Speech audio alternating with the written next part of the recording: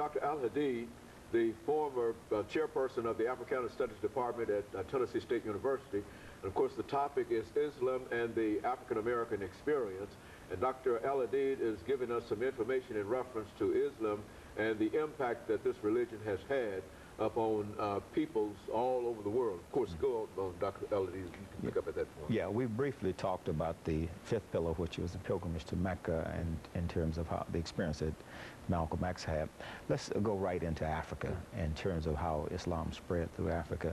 The first thing is that there's a myth out here that Islam spread through Africa by the sword. That is not, in fact, the case. But I want to focus primarily on West Africa. In West Africa, there were some very powerful empires. In fact, there were three. One was the Mali Empire, the Ghana Empire, and the Songhai Empire. And so Islam went into Africa during the heydays and the heights of those latter two empires, the Mali Empire and the Songhai Empire. And then from there, it went into Spain, where it established the Moorish Empire, which lasted from 711 to 1492, which is roughly the time that Columbus left Spain and went out to so-called discover, the New World. Islam in Africa did a number of things. In brief, it did much of the things that it did in Arabia.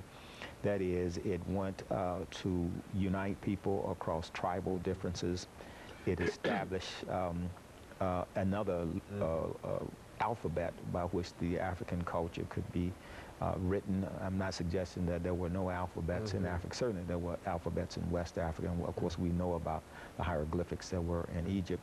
But it went in and it established libraries and it connected Africa with the rest of the world through trade. One of the most lucrative trade was the trade in gold and salt.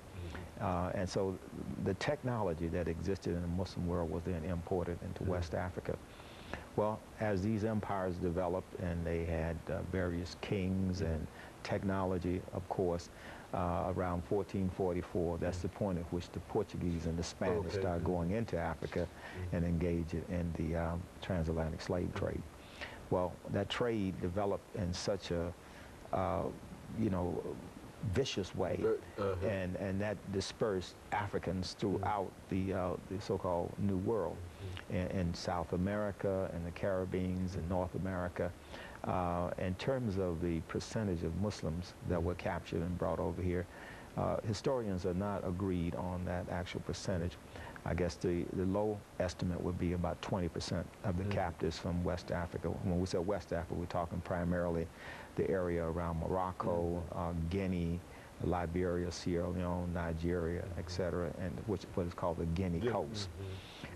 So if we say about 20%, and some say as high as 40 to 50%, and the others who were not Muslims were practitioners of traditional African religion.